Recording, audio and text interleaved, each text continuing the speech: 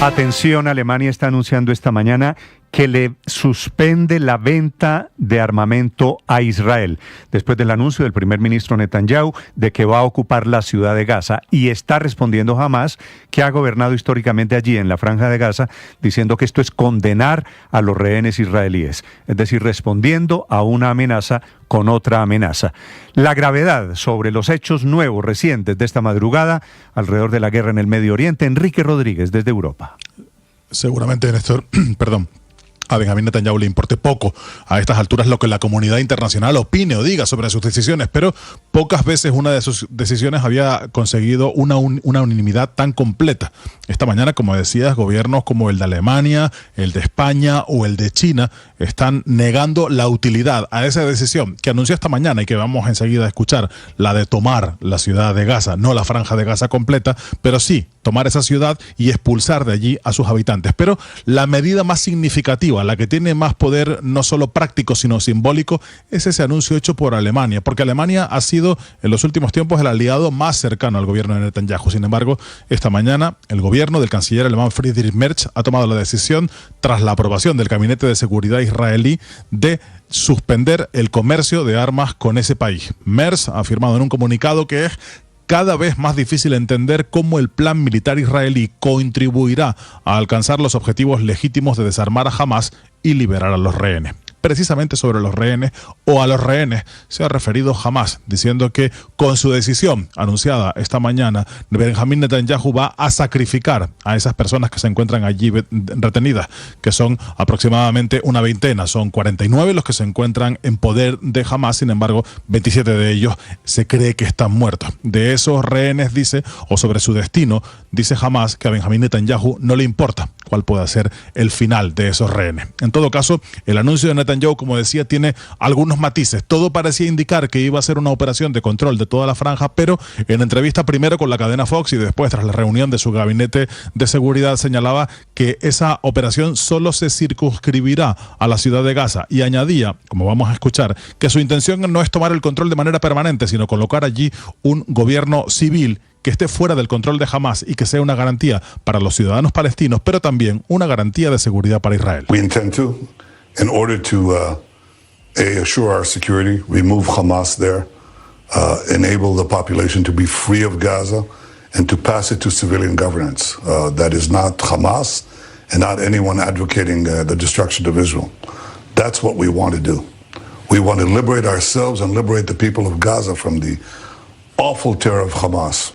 El propio Benjamín Netanyahu confirmaba posteriormente eso, dicho en la entrevista en la reunión de su gabinete de seguridad que terminaba al borde de las 3 de la mañana, hora local de Israel. Esta medida tampoco gusta a la oposición israelí.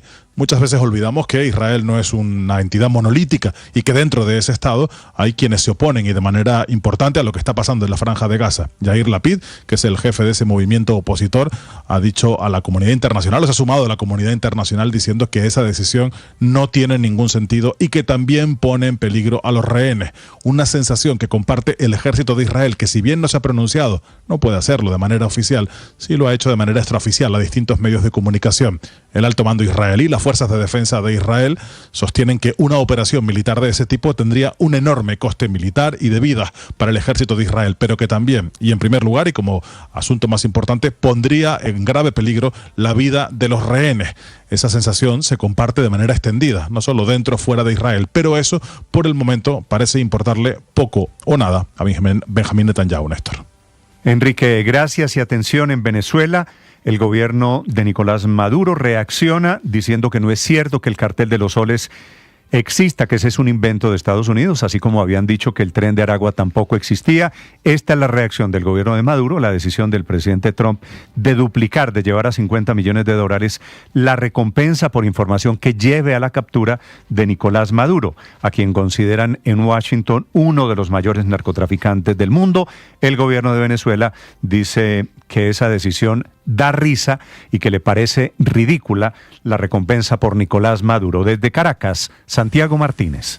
Sí, Néstor, la noticia comienza en Estados Unidos. Fue la fiscal general Pam Bondi quien anunció que la recompensa por información que conduzca al arresto del presidente venezolano Nicolás Maduro pasó de 25 a 50 millones de dólares. Estados Unidos, recordemos, ya había señalado al jefe de Estado en el año 2020, durante la primera presidencia de Donald Trump, por delitos de narcotráfico y terrorismo. En aquel momento eran 15 millones de dólares lo que se ofrecía. Luego en enero de 2025, es decir, hace 7 meses, se aumentó la recompensa a 25 millones de dólares y ahora, agosto de 2025, no solamente se duplica, sino que además señalan al mandatario venezolano de ser uno de los mayores narcotraficantes del mundo y una amenaza para la seguridad nacional de Estados Unidos. Así era el anuncio de la fiscal general. Escuchemos.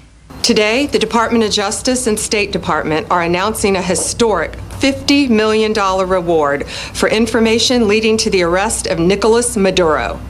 Hoy el Departamento de Justicia y el Departamento de Estado anuncian una histórica recompensa de 50 millones de dólares que conduzca al arresto de Nicolás Maduro. Maduro utiliza organizaciones terroristas extranjeras como el Tren de Aragua, Cartel de Sinaloa y Cartel de los Soles para introducir drogas mortales y violencia a este país.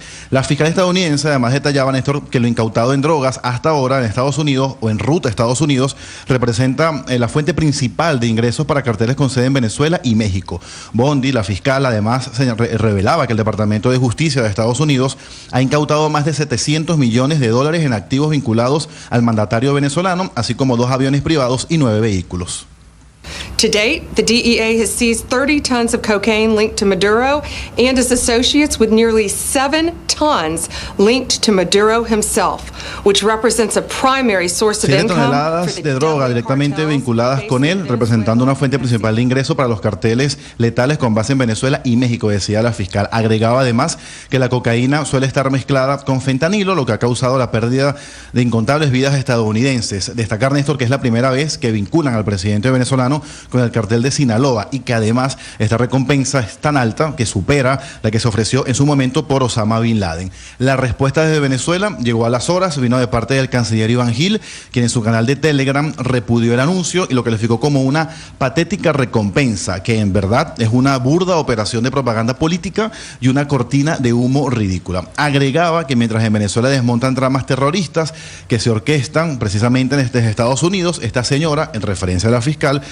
sale con un circo mediático. Y sobre estos planes terroristas, justamente hubo una rueda de prensa en las últimas horas de Diosdado Cabello, ministro de Interior y Justicia, a quien también relacionan con todo este tema del narcotráfico.